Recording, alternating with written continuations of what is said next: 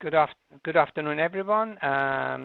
We are waiting for others to join, so it will be a couple of minutes before we start the session.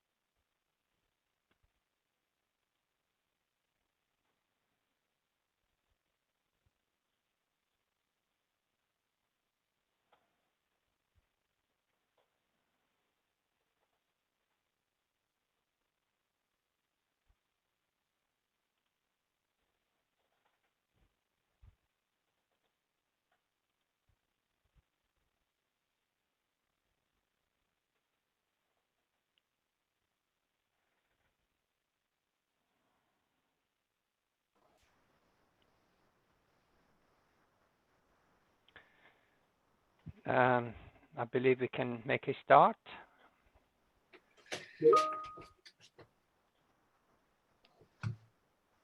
Okay.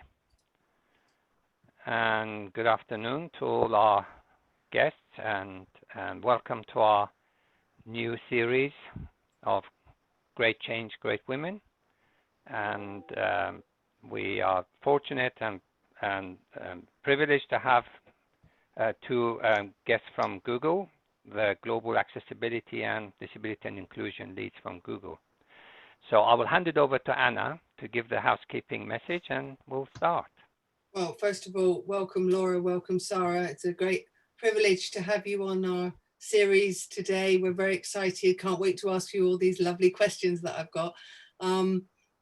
So housekeeping section is there will be a Q&A at the end. Please put any questions in the chat. Please be respectful to all others. We want everyone to feel welcome, safe and respected. The accessibility features, we have a captioning service by Verbit today. Thank you, Verbit. If you want to switch on the captioning at the bottom of the Zoom screen, closed captioning shows subtitles. And you can follow the conversation on social media with hashtag Great Change, Great Women. And that's it. So we're going to launch into this. So hello, Laura. And hello, Sara. Now I hear, Sara, you're a little unwell, or are you okay? I am, but croaky voice. If there's any community that should be able to appreciate dealing with minor disabilities, this should be it. Yeah, this is it. Perfect. Yeah, everybody's very understanding, and we just want to hear you talk. So, well, as much as you can, of course. Thank you. So first of all, we're going to launch into an intro. I think we'll go with Laura first. So can you share a bit about yourselves and your roles at Google? So Laura first. Sure. So hi, everyone. My name is Laura Allen, and I use she, her pronouns, and just a bit of a visual description to begin. I am sitting in my home office right now in New York, and I am an Italian-American Caucasian woman with long brown curly hair, with glasses and a navy blue shirt, and I've got some plants and a bookshelf behind me. So it's wonderful to be here with you all today. And I have been at Google for about 11 years now. And my path to Google, I think we'll dive into a little bit more about our paths and what led us here a little later in the conversation. But my role at Google now is head of strategy for accessibility and disability inclusion. I also had focused many years of my time at Google in more of the product space. So I had been working in the Chrome and Chrome OS accessibility team for about 6.5 years, helping to lead that team and grow that team, build it up. And that was really heavily focused on the products of the Chrome browser and Chromebooks, and figuring out how do we build assistive technology features into Chrome and Chromebooks to make them really inclusive, really accessible, Also working on educating the broader sets of designers and product managers and researchers and everybody who didn't necessarily have accessibility in their title, but educating them about accessibility and about product inclusion, and figuring out how do we partner with them to help to integrate those things into their processes and into their designs and into their launches. That role also included a lot about working with the community of people with disabilities, really trying to integrate feedback and integrate research and all of the amazing insights we get from not only our end users of our assistive technology tools and our broader products, but also our teachers and special educators and assistive technology trainers, and trying to figure out just how do we really make sure that that voice of our users and our teachers and trainers is very present and really important to our product development. So I spent a lot of years working in the Chrome and Chrome OS accessibility realm.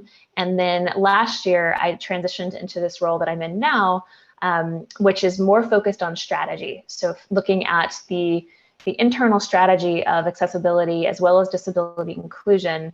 So thinking about not only products and processes across teams, but also working more on the experience of a disability inclusion within the company, and how do we make Google a really great place to work for people with disabilities.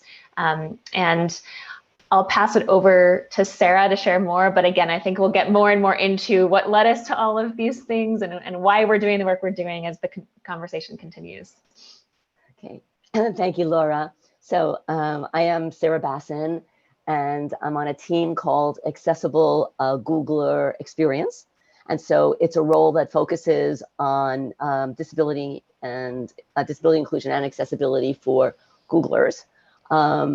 Again, a description about myself. I'm a white woman with medium length brown hair. I'm in my home office behind me, which doubles for the other half of my life as my bedroom and my attic. So, so welcome to my home. So again, my focus is on disability inclusion and accessibility for Googlers, which are people that work at Google. We're big on that. Googlers are the people that work at Google. Nooglers are new Googlers, and so on. I've been at Google for, it will be 6 years next week. I come to Google from IBM Research, which again, we'll talk about that later, where I've always worked on either speech technology or accessibility. There are lots of teams at Google that are focusing on making Google products and platforms accessible. It's a little bit unique. The team that I'm on, we created focusing on internal employees and not just with a product focus. We're focused on the end-to-end experience of Googlers with disabilities. So that includes the technology, of course, but also the workplace and processes. Also, we focus on all disabilities. So it's mental health and it's cognitive and it's the sensory disabilities and so on. So it's a very big scope. And I'm also the president of our employee resource group, which is Disability Alliance. And that's been a gift to have the intersection of those two, because of course my engagement with Disability Alliance gives me great insight into multiple disability communities. And so that's sort of my gauge for are we focusing on the right things and are we having an impact? So that really informs the Disability Alliance, really informs the programs and processes that I focus on in my day job. So do you two work quite closely together? Yes, we do. Okay, well, which I feel very, very grateful for. Sara is just a wonderful teammate and colleague and friend. So yeah, it's been my gift. I think, even working at, Microlink with NASA, I didn't come from a disability background, but I've become so passionate about it. And I think that's come from working. NASA is, dedicated his whole life to disability and accessibility and inclusion. And so that bug has kind of, rubbed off on me now. So I know how important it is to work in a team where everybody's pulling in the same direction. Yes, it's actually a very unique team you've got there, because generally I find organizations either heavily focusing on accessibility or focusing on disability, but you've got a good mix that looking at the holistic inclusion, which is it's amazing. And I would love to ask you lots of questions along the way. So Wonderful. Yeah, NASA's going to interject. I mean, I'm going to ask the approved and, you know, the questions that we want, but NASA's going to throw some curveballs in there. So well, no, it's actually important to highlight the good work you do, because it's very difficult to get to draw those good threads of your work you're doing from just a straight question. So there are some relevant ones. Every employer I speak to really struggle with aspects of doing both, and I think you can really help them navigate, you know, through these difficult kind of issues. Well, the fact that we're doing it doesn't mean that we're not struggling. So, well, nothing in life works unless you try hard and make it work. And if you don't try hard, it means it's not really worth doing it, because life crisis is not that simple to fix. So anyway, it's great to have you here. And so, Anna, do you want to start? So yeah, I've got a good question now. I think we've covered, you know, what led you here. You both come from backgrounds in engineering, is it? I heard you say, Sarah. It was. No, actually. Okay, what was your story then, Laura? Sarah, would you like to go first? Sure. So for me, it's been a long and circuitous route. I have I have many years on Laura, so it's been a lot of a lot of turns and twists along the way. So if I really go back to the beginning, my undergraduate degree was in classics, and I discovered at the end of that what I really liked was focusing on the languages like ancient Greek and Latin. And so I went on to pursue a master's degree in linguistics, figuring that's a sort of a reasonable follow-on if what I really liked was the languages. And I loved it all, but at this point I started thinking about what exactly am I going to do with these degrees. And so I got more practical, and I started a master's degree in speech pathology, speech pathology and audiology, which I also love studying, but that seemed like a natural outgrowth of loving the languages. And then as part of my speech pathology program requirements, you need to do internships and externships. And I was doing a clinical externship at the Veterans Administration Hospital in New York. And I was working with World War II veterans. Many of them were post-stroke and aphasic. And here I was with having accumulated all these degrees, absolutely certain that everyone's going to be talking in no time. And they weren't.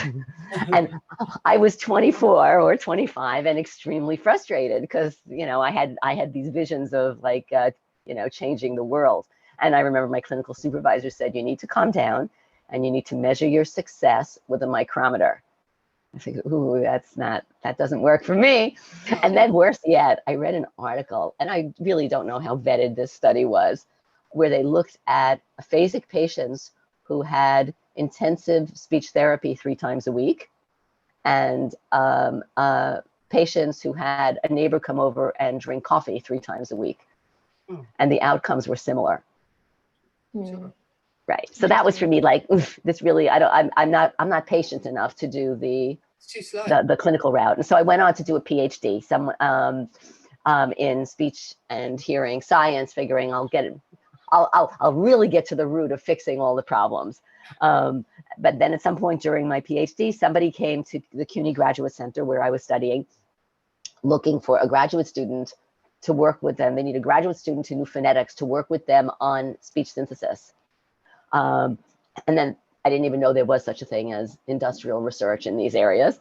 But that ended up really defining the course of my professional life. So I was working in corporate research on speech technology, on speech synthesis. But since I was probably the only one in these settings that also had a clinical background, I was always doing whatever I could to apply it in ways to enhance the lives of people with disabilities. So doing things like how could we use speech recognition, to provide captioning services or, captioning availability for students in order to mainstream, hard of hearing students in the classroom and so on. And of course, this seems much less novel now than it did then. Back then, it was like cutting edge IBM research work. And so I was at IBM Research for many years and then joined Google as accessibility evangelist some 6 years ago. So So that brings you me are to today. so you are the hero. I started selling IBM Via Voice going back in Yeah. 1990s. First continuous speech voice recognition system. Amazing breakthrough. It was just unbelievable how Right. clever that could be. And still is one of the best engines, but we won't talk about that. No. Right. But, And but I've been in speech recognition when speech recognition, when you needed to pause between words with anything that you said. So the very first speech recognition system I sold was in 1992. It's called Kurzweil, and I tell you, it was painful. Right. It was 40-50% accurate, but even then, that helped a lot of people who were really Right. in it. And Kurzweil, in fact, is at Google. Did you know Is that? it? Oh, is it? Yes. Oh, wow, wonderful. So there you Yes. go. So Uh-huh. there's history there. Amazing. So now That's we're very over to interesting. Laura. Thank you. So what's the background, Laura? Yeah. So my path is definitely a bit different than Sarah's, which is always interesting as well. When you're looking at all the different people who work in the accessibility realm, it does feel like there are so many different paths that bring us to where we are. And I always find that really interesting. So my path starts, so I happen to be visually impaired. I have a very rare visual condition called choroidal osteomas. And basically, when I was 10 years old, I started noticing in my left eye that I had all of a sudden lost a bunch of vision out of nowhere, and went to lots and lots of different specialists. No one knew what to do with me. No one could understand what was happening until I went to one retinal specialist, and they were able to diagnose this very rare condition. And essentially what it was at the time, and it was just in my left eye, and it was only impacting my central vision, so anything that I would look directly at. But the way that the brain worked for me at the time was that since I still had clear vision in my right eye, just kind of pieced everything together. It blocked out the portion that was missing in my left eye for a few years. And I still had what was considered, 20/20 vision with both eyes open. So I kind of just, as a typical 10 and 11-year-old, just kind of neglected this, didn't think about it. But then when I was 14, the same thing happened in my right eye. So it was a very rapid period of transition, because all of a sudden I went from having 20/20 vision with both eyes open to being legally blind within just a few days. And this was at the end of my 8th grade year, and was thinking about, getting, the next steps going into high school. And all of a sudden, at that time, I had no central vision during this period of transition. So anything I looked directly at, couldn't distinguish faces, couldn't read any text, couldn't see the chalkboard. And it was just this massive period of fluctuation and transition, of trying to figure out, okay, well, I'm entering high school. How do I handle this? My high school had never really worked with a student before with this sort of visual impairment. Or I'm not even sure if they had ever worked with a student with a visual impairment that was more significant. And I was working so closely with folks at the school, but also just my parents and my brother, because essentially I didn't have my materials in an accessible format that I could listen to at the time. I had some things that were recorded by volunteers, but that were, let's just say, a little painful to listen to and not the most efficient, on many, many cassette tapes. And it just wasn't working as well as I needed it to. I was definitely like a very serious student, and I didn't want to fall behind. So I would come home from school, and my parents would read aloud to me after they had very demanding jobs, and they would come home and do this extra work on top of their jobs. My dad taught me all my math courses, because again, like if I wasn't able to see the chalkboard, a lot of my teachers just didn't really know, how do I communicate this to a student? So I just kind of sat there in class and didn't do very much. And then I learned at home. And they helped to bridge those gaps in those early few years of high school where we didn't have the right technology set up. I didn't have the right sort of path with my teachers to figure out accessible formatting. But over those years, we did sort of do a ton of research, and we figured out the right mix of technology, including text-to-speech software and contrast inversions and color inversions and partial magnification. And we figured out a process of taking my books or taking my exams or homework pages and running them through a high-speed scanner and then using OCR software to convert the text, and then using my text-to-speech software to be able to listen. And it wasn't perfect by any means. If you think about sort of scanning a math book or scanning a history book with lots of maps and things like that, like a lot of things were missed, but it still got me so much further towards full independence. And I took that process with me through college. So I went to Georgetown University and I studied international business and marketing and music. And I took this process all the way through and was able to learn how to really advocate for myself now. I had sort of gotten my grounding after my parents were the fierce advocates for so many years. I learned how to advocate for myself and share more about my disability and share more about my needs. And I got through Georgetown, and I actually started at Google as my first real job. I had held internships before, but I remember my senior year of college going to an event in Washington, D.C. through this organization called Lime Connect. I'm not sure if you've heard of Lime Connect, but they're a wonderful organization that helps to sort of partner companies and organizations with students with disabilities. And I just kind of went to this event on a whim, and I heard somebody from Google speaking, and there was somebody from Goldman Sachs and a few other companies. And all of a sudden, like I just had never even thought about Google, but it was that event that totally changed my mind, thinking, well, maybe I could see myself somewhere like Google. It was hearing that perspective of hearing somebody with a disability who was there, and like it changed everything for me, thinking about, well, maybe I could move across the country and move to California and be on my own and make this happen. So I applied, and I started my career at Google actually in the sales side. So working on advertising and sales, which had a bit of a marketing spin to it as well, advising tech B2B companies on their strategies. And this was very interesting. It was a great first role. Like I learned so much about the corporate culture and Google as a whole, but I started reaching out to different teams. So for example, like the Google Docs team or the Gmail team, just to provide proactive feedback as someone with low vision. And I was just so impressed with the amount of like the warm reception I got, saying, hey, yeah, let's meet for coffee. I'd love to hear what you've got to say. Like, I'd love to hear your feedback. And at that time, the accessibility landscape at Google was quite small. This is like 9 years ago or so. There were certainly people working on accessibility, but many fewer than we have today. So I tried very hard to kind of like figure out who was who and start doing what we call at Google 20% time, where we're able to spend some time on the side of our core roles, doing something that we really care about, or doing something that's going to help us learn and grow in different ways. So I started just adding on as many accessibility projects as I could, because I had perspective as somebody who uses assistive technology and had that background. But of course, there's so many disabilities to be learning about and so many different assistive technology tools, so many best practices for design and development. So I really tried to throw myself in and pick up those more technical skills. And I was able to then, after a certain period of time, be able to transition full-time into a role, which was the role on Chrome and Chrome OS, and focus full-time on accessibility. And I didn't even know that this was going to be my calling and my passion.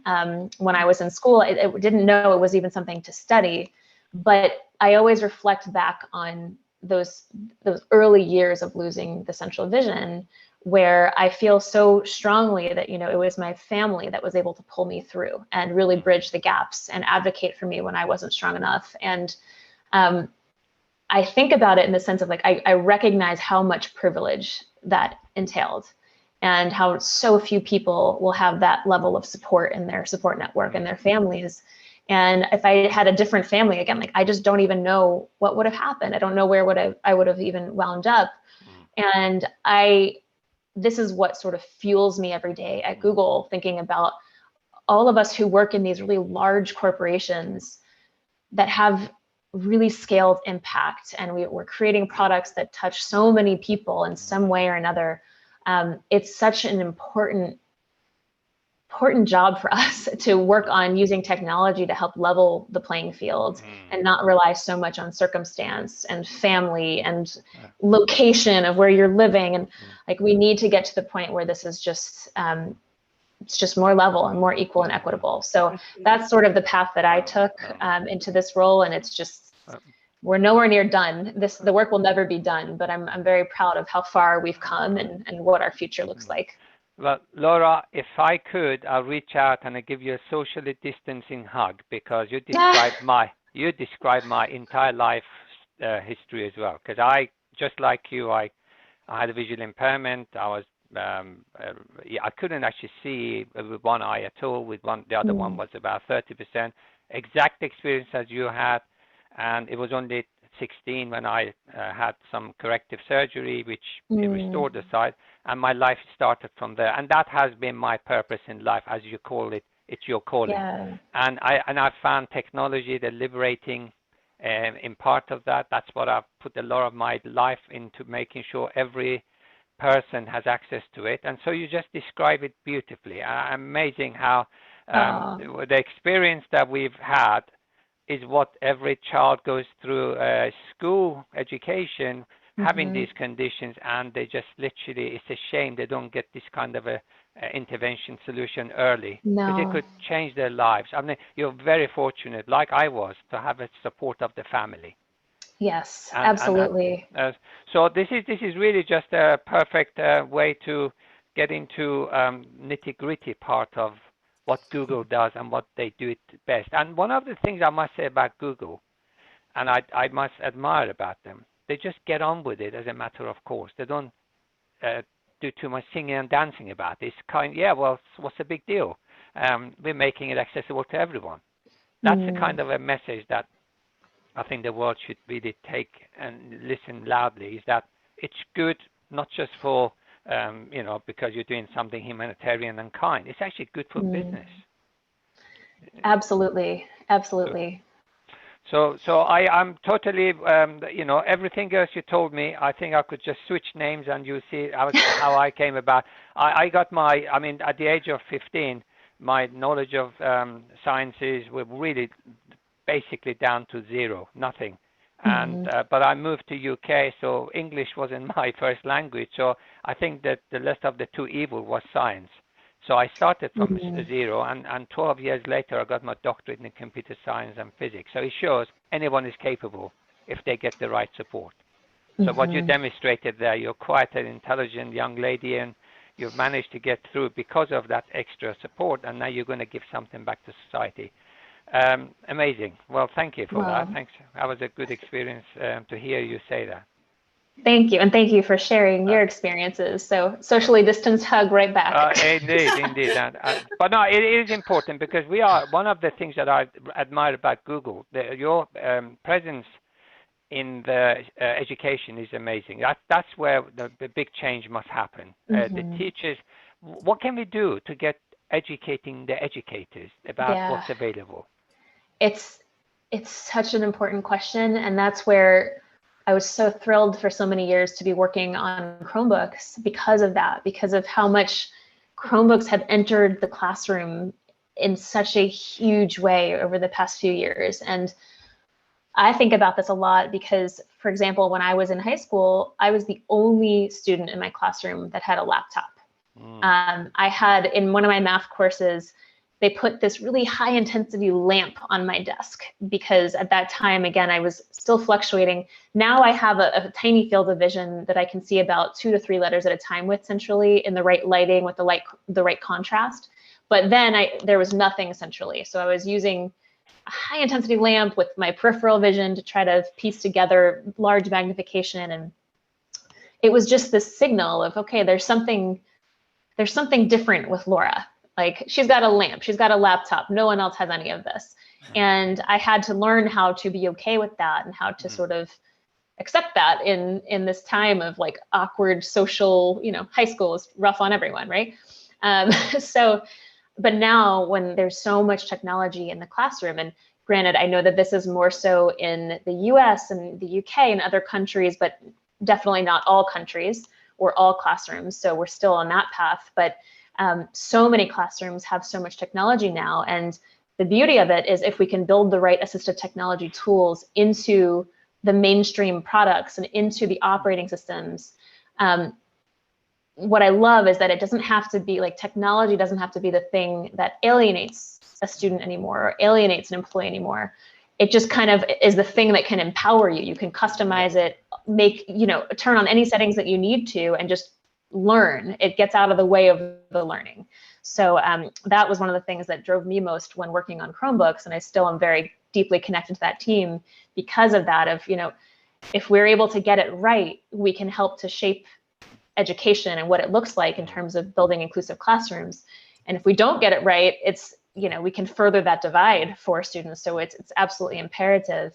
So yeah, there's a lot more to do to educate not only teachers and special educators just about all these different tools, and sort of work on removing some of the, I think there's still a little bit of like uncertainty, a little bit of stigma when it comes to using accessibility features if someone doesn't identify as having a disability or needing certain features. So we need to get it to the point where it's just like customizing anything else on the computer or anything else on your phone. And there's, it's just there to empower you and get it to the point where you can learn the best way you can. So I do think there's a lot more that we need to keep doing to educate our teachers and professors and universities and colleges, even employers, just about how do we best support our employees in all these realms. That's actually a good segue to Sarah making a contribution here. Now, that's a very good point about accessibility is now built in everywhere, in our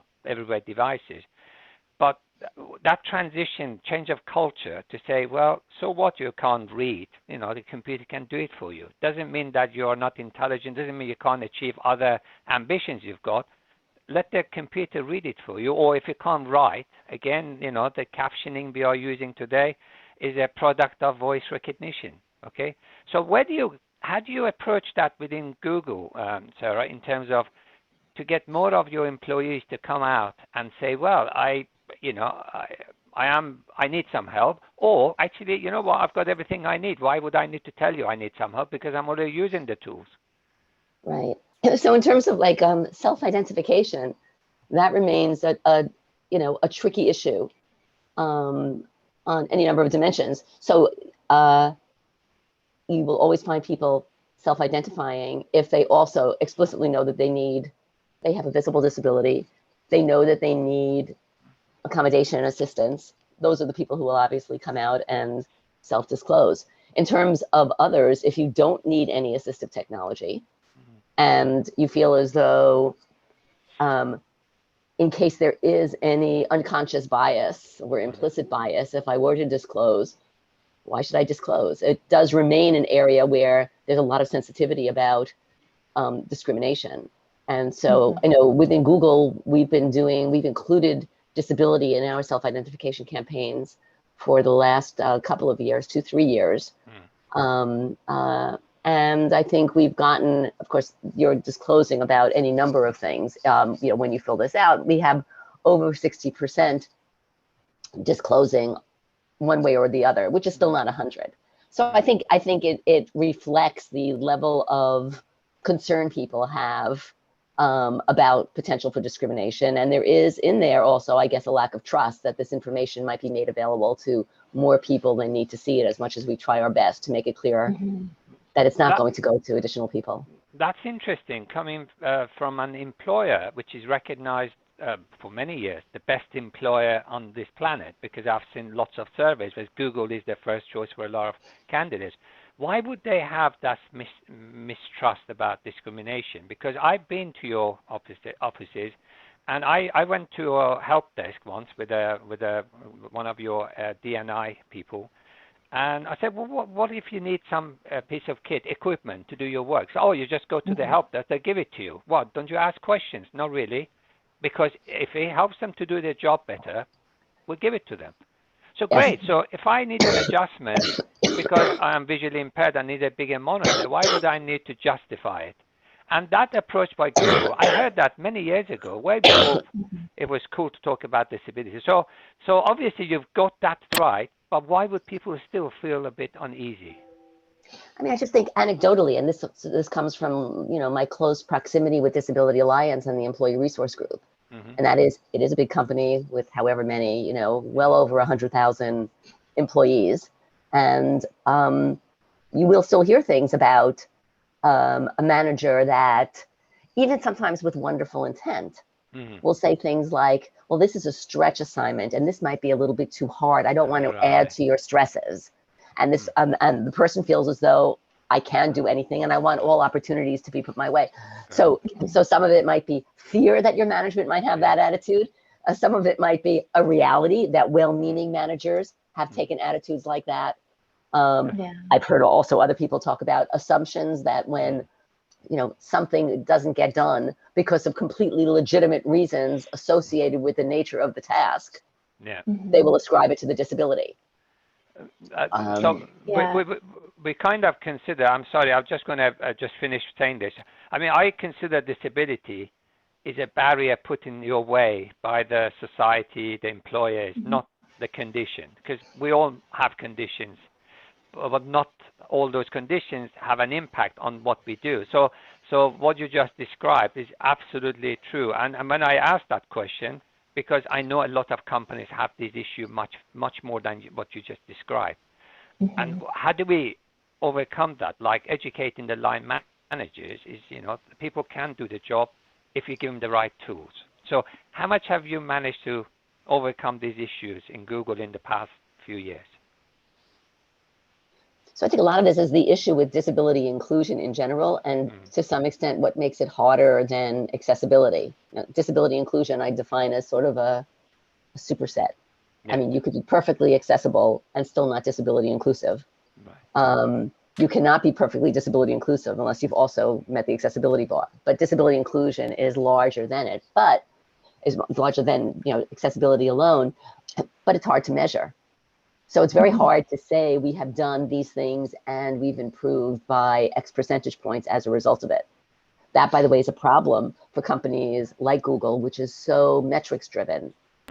The accessibility story is a lot easier to, you know, to push, to measure. You know, people feel satisfaction. I used to be at this level and now I'm at that level. Disability inclusion, I don't know, how many trainings do you need in order to, you know, kind of get it? And that, by the way, is another thing I find almost amusing, because people will say things like, you know, we need more empathy training. We're going to have this 30 minutes of empathy training, and that's really going to fix the problem. And I have asked sort of, you know, semi-sarcastically in the past, like, so somebody is clearly not demonstrating empathy and we're going to do some training. If we were hiring somebody as a software engineer and they were great on all these dimensions, but just not as high as we wanted on the software engineering, would we hire them and say, but we'll infuse them with a whole bunch of trainings and that'll fix the problem? And they looked at me with horror. Like, of course we wouldn't do that. Like, you know, like software engineering skills is like a God-given right. It's not even teachable. And yet somehow or other we seem to think 30 minutes of some experience is going to change it. And truth be told, I don't know how many minutes it would be. In worst case, I don't even know if it's trainable. Maybe it's something that we need to hire with, you know, hire people where we already see that they get it. And if not, I'm also not convinced that everyone is going to, you know, become adequately enlightened in 30 minutes. And then a second issue with the training is we have lots of training at Google, lots of training on this topic and every other topic. And Google at the highest level takes great pride in our product areas have a lot of autonomy. So they do not come from the top down and say, everybody must take all of these trainings. And of course, all of these trainings would be a very long list. So they leave it to the product areas. As such, it's very hard within Google to make sure that everybody has gotten a particular training. You have to go sort of not ground up, director level in a particular product area, have them make it a target for their product area and so on. So A, I don't know how much training you need in order to really change minds and hearts. And B, it's hard to impose training on everybody in a company like Google. I'm not going to complicate your life and ask you how do you overcome the global cultural problems as well, because countries are different, people's attitudes to disability is different. So that's for later. But I mean, Laura, you are doing an important job, and education, as you said, is just a cradle of all other the rest of our lives. And if you don't pitch that, and we're going to have problem later. But that change of culture to teachers and going back to the employers about the tools, how they can overcome all these barriers. What's the approach Google taking? Apart from making lots of wonderful tools, what are you doing about educating the cultural change and mindset change? So there's a lot of different things going on. The products and tools are definitely a big piece of this. We need to make sure that we're working on making our tools more and more accessible and usable. That takes up a lot of time. But there's also a lot more that just engaging with our communities is really important. We spend a lot of time going out, working with different people with disabilities through user research. We work on going out to different conferences and events and engaging and bringing that feedback back to the product teams. So there's a really strong component of feedback and insight that comes through. But to your question about how do we help to work on shifting this culture as well, I feel like, so for example, I know that there's a lot of work going on with the Google for Education team. We're trying to put accessibility more so into the core narrative of what the team talks about. It shouldn't always be something left off on the side or something that has to be, buried in an advanced section of documentation. It should be part of the core story that we talk about. So there's a lot of work going on there of working with our educators and specialists in the education realm. I also want to just mention that, speaking of putting accessibility in the core, I've been involved for about 5 years now in this organization called Teach Access, which is this wonderful organization of many, many different companies, many of which are tech companies, but there are certainly others that are outside of the realm of tech, with lots of different universities and colleges in the US right now only, but we're hoping to expand internationally someday soon. And then a few disability advocacy organizations. So it's this huge collaboration of people from Microsoft and Apple and Facebook and Verizon Media and Google and all of these universities. And the whole idea is trying to get accessibility into the core curriculum of computer science programs and human-centered interaction and design. And we're starting to figure out how do we expand beyond that as well, because even things like marketing and other aspects absolutely need to include and integrate accessibility.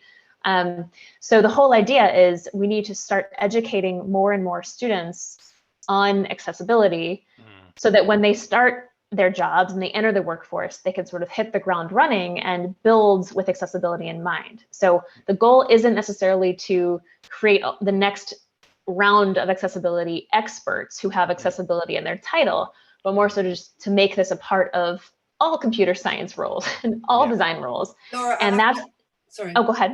No, I have to interject here because everything you're saying is what I've been listening to NASA say for the last 7 years. So you can't leave him out of this. Okay, this green team that you're building, you can't leave him out of this. You can't take him with you. There's a big difference. There's a big difference here. The difference is that Google, a giant of a company, has so much influence on the decision makers, planners, policy makers. Are you putting enough pressure on those, business leaders, government officials, educationalists, because they're not hearing these messages loud enough, it seems. And I mean, what you just described, that Teach Access, is a great forum. But what we need is our departments of education for ministries to come and say, wow, we've missed that one. We should have actually done something about this years ago, but never too late. Let's start now. Yeah, it's a great point, and I think we need to continue doing more and more in that space of figuring out how can we collaborate. I mean, I don't want to necessarily say that like Google has all the answers and we're going to dictate what everybody should do. This is the beauty of Teach Access in my mind, is all these different groups coming together to put our heads together and just strip away any boundaries or barriers in between companies that would traditionally be considered competitors. We're all just trying to figure out how do we move this space forward. So I love that aspect, but you're totally right that I think we and many other companies and institutions need to keep sort of pushing this narrative forward more loudly. Yes. But it's so important issue. Sarah, I think I'm conscious of the time, because this should really be extended to 3 hours. Yeah. 1 hour is not enough. But I've asked 2 questions of my 12. yeah, well, the very important answers given that covers lots of those questions, Anna. But one of the important things is there are lots of employees, representative employees here, and it's a really good time to have your input. I mean, companies are striving towards accessibility, whether it's just tick boxes or legal compliance, but the bright, the smart ones are actually doing it for the right reason. That inclusion is by now, it's been proven that to be extremely good for business, the bottom line. Okay, so we don't have to sell that message anymore.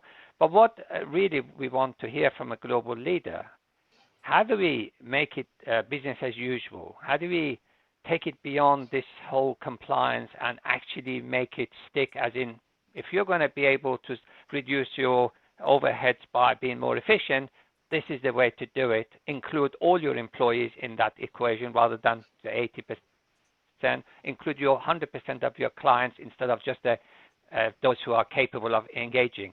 So where have we gone wrong? I mean, I know I've done web design many years. 1991, the computer was like Stone Ages, but I actually did coding. I know that web design itself is accessible.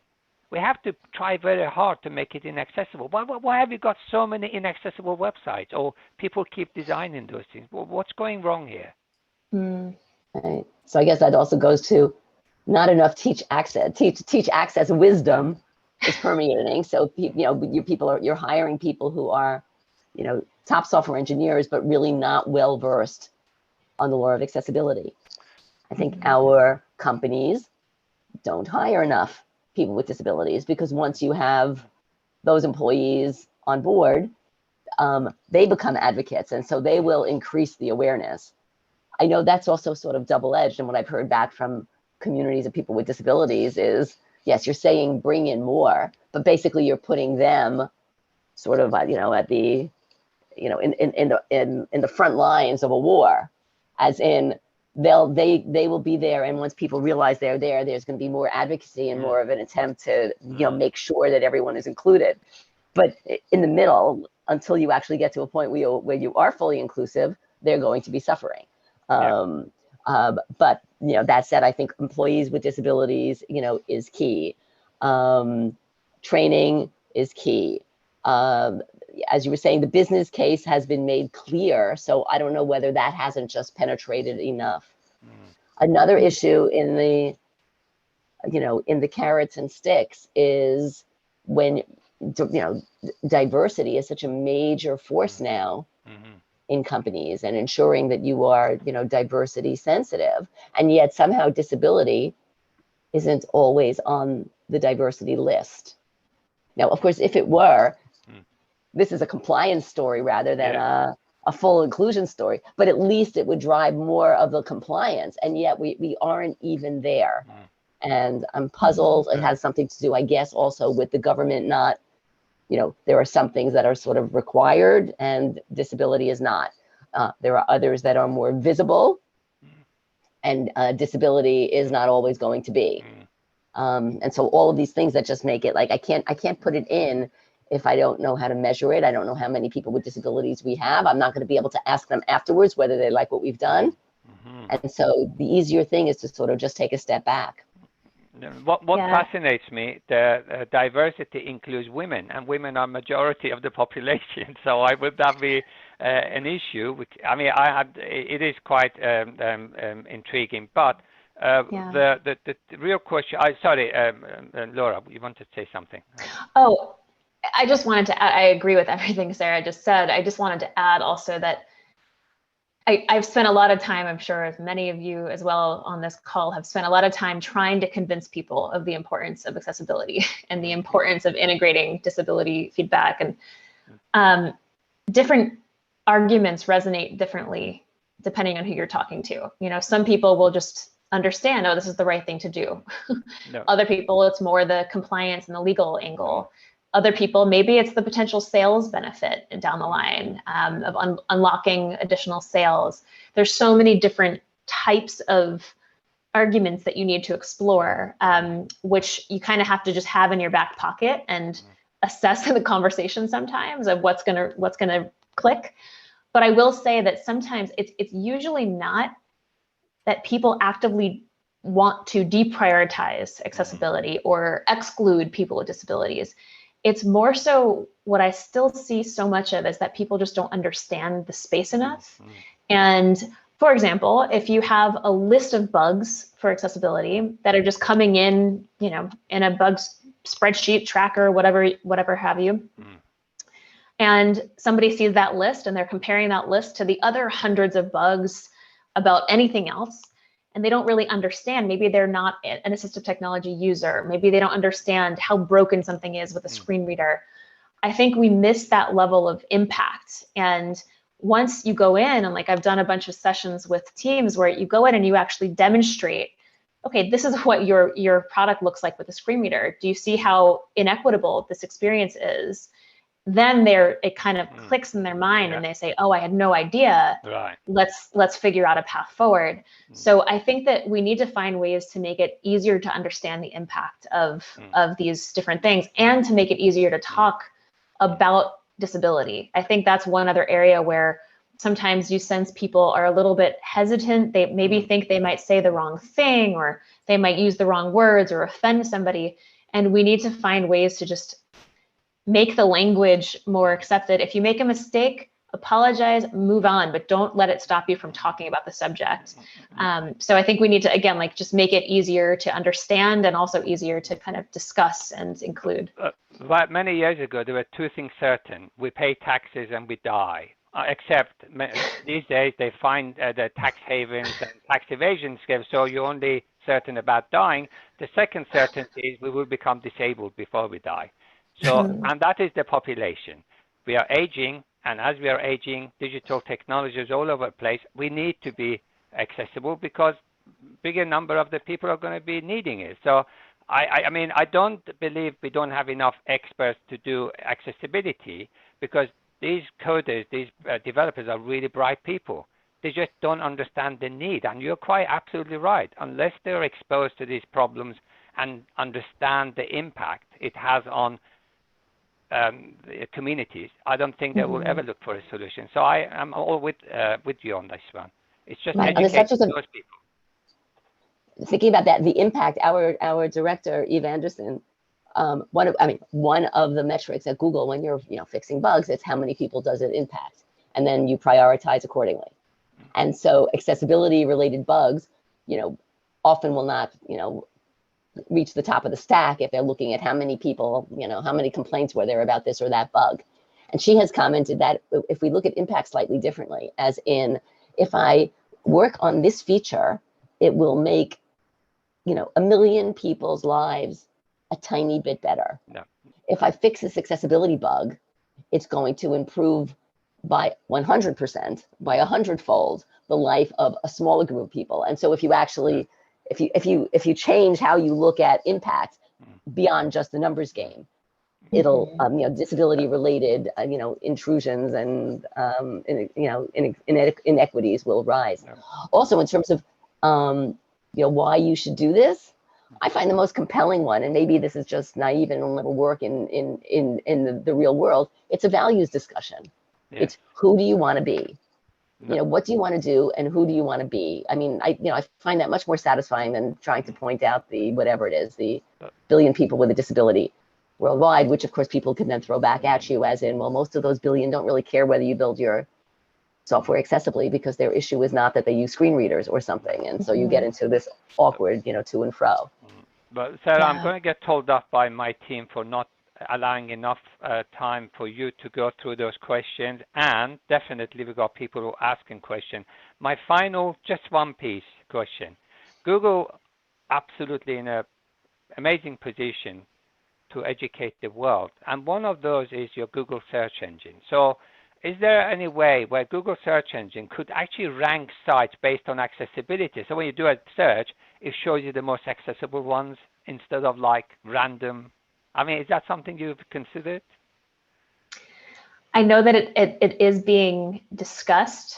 there are lots of different things to consider in that realm of how would it work, and there's a lot to determine of what's possible. But I do know that has been something on the table. And we also just, in that regard, need to make it more understandable of, more and more tools just to make it clear. Now, we always say there's a place for automated testing and sort of like accessibility checkers that very important for doing things like finding the low-hanging fruit of, do we have contrast problems or unlabeled buttons and things like that.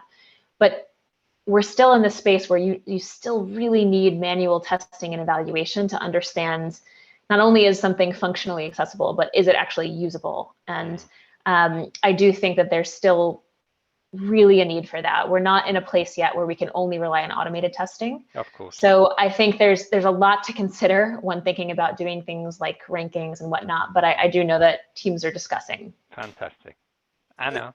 I have to, because the chat has been on fire while you've been speaking. So I've just pulled a few out. I'm just going to read them, and then you can pick up on whatever you want to address. So we have Met Westander, and she says, thank you both very much for the work you do. I really recognize what you say about experiences in accessibility in education, Laura, and how technology can level the playing field.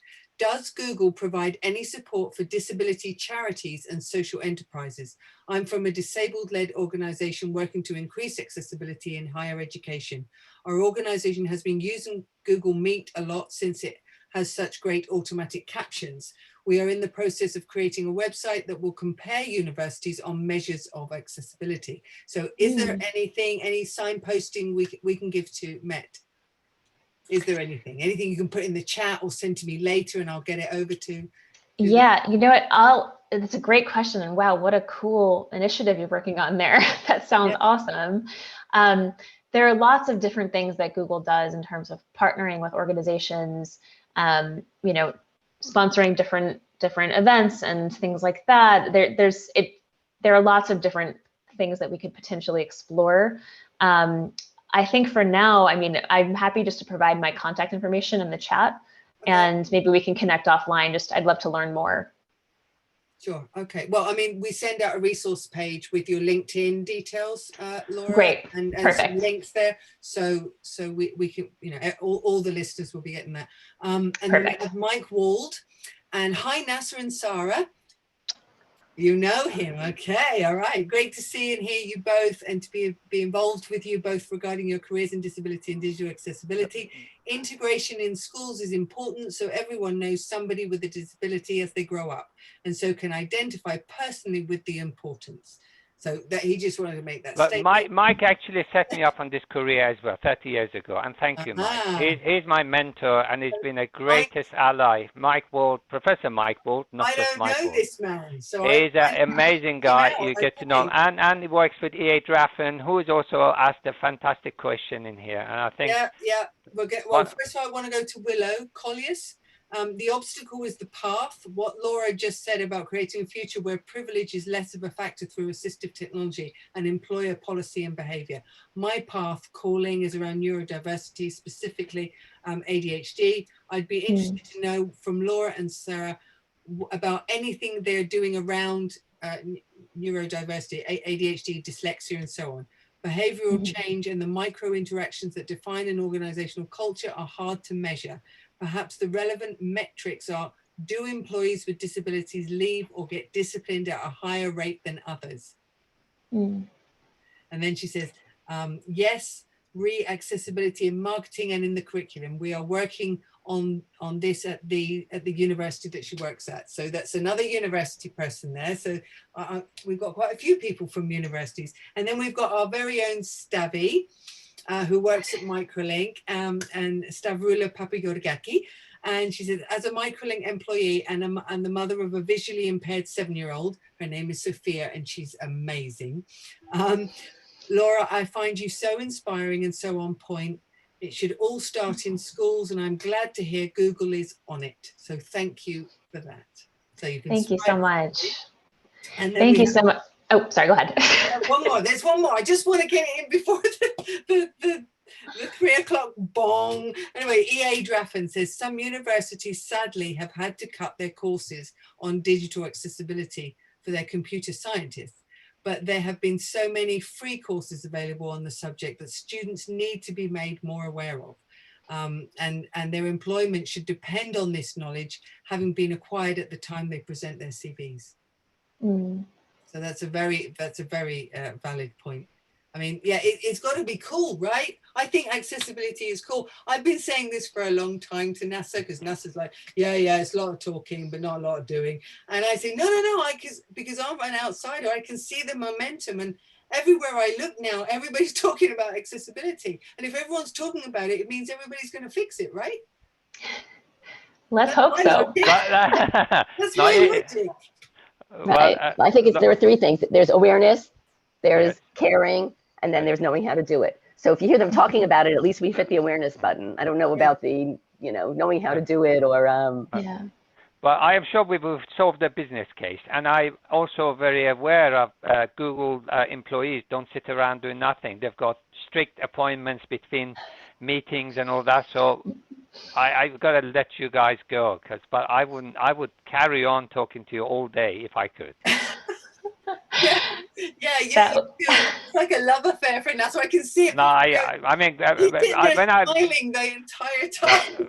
When I first met Kindra, your colleague, I thought, well, I didn't realize there were real people in Google doing accessibility. I thought this is like some very clever computer algorithm, but when I met her, she was just like me, had eyes and ears and hands. I realized how human Google people are when it comes to technology and the users. So I'm so grateful for your time. I'm really, really blessed by having this session with you both on there, and I'm sure we can do a lot more with you in the future. Absolutely. Yeah, reach out anytime. Yes, thank you so much. I will be reaching out to you. I've got a lot of questions here. You see, I've been making notes. I've got lots of questions, and I will be emailing you offline.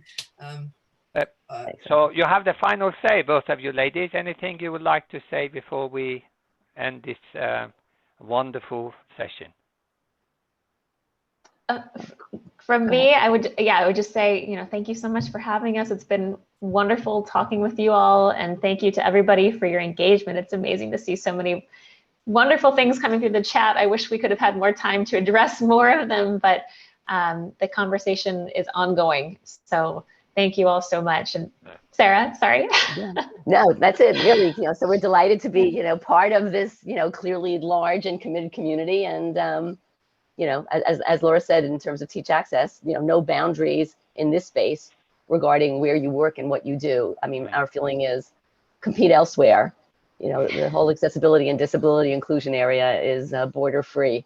So, look forward to engaging with your large and energetic community. We'll love to see you in London sometime soon.